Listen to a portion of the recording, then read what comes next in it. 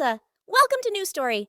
Before we start, please make sure you're subscribed to my channel to stay up to date and see the new videos. Today's story is The Little Red Riding Hood. Let's begin.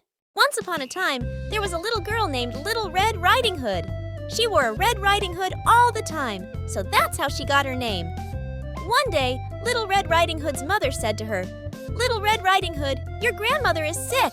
Would you please take her this basket of food and—" "Of course, Mother," said Little Red Riding Hood. Little Red Riding Hood's grandmother lived on the other side of the forest. As Little Red Riding Hood was walking through the forest, she met a wolf.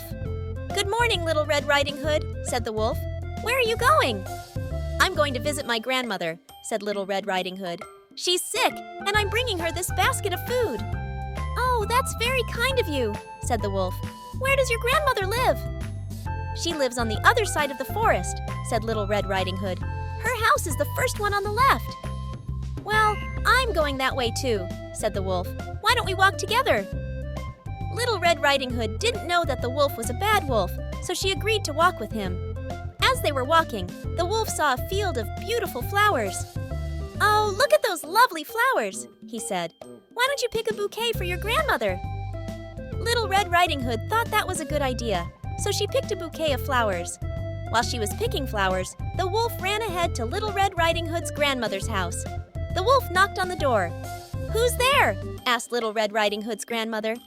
"It's your granddaughter, Little Red Riding Hood," said the wolf. "I've brought you some food."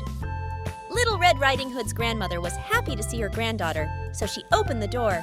The wolf jumped inside and ate her up in one bite.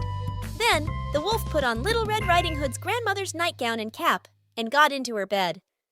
A little while later, Little Red Riding Hood arrived at her grandmother's house. She knocked on the door. "Who's there?" asked the wolf in a disguised voice. "It's your granddaughter, Little Red Riding Hood," said Little Red Riding Hood. "I've brought you some food." The wolf opened the door. Little Red Riding Hood was surprised to see her grandmother in bed. "Grandmother, what big eyes you have," said Little Red Riding Hood. "All the better to see you with," said the wolf. "Grandmother, what big ears you have," said Little Red Riding Hood. "All the better to hear ye." "Grandmother, what big teeth you have," said Little Red Riding Hood. "All the better to eat you with," growled the wolf.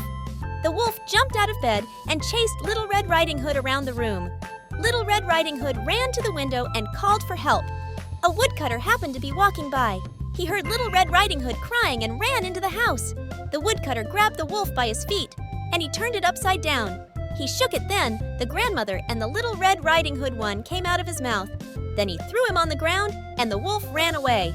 Little Red Riding Hood and her grandmother were so happy to be alive. They thanked the woodcutter for saving them. Little Red Riding Hood learned her lesson that day. She never talked to strangers again. The story of Little Red Riding Hood teaches us many important lessons, but the most important one is to be careful who we trust. In the story, Little Red Riding Hood is easily fooled by the wolf because she is naive and trusting. She does not realize that the wolf is a predator and that he is trying to trick her. Don't talk to strangers. It's important to teach children from a young age not to talk to strangers, especially if they are alone. That's end of the story. I hope you guys enjoyed and learned something new. If you liked, please give me a thumb up and let me know what you learned in the comments below. See you in the next story.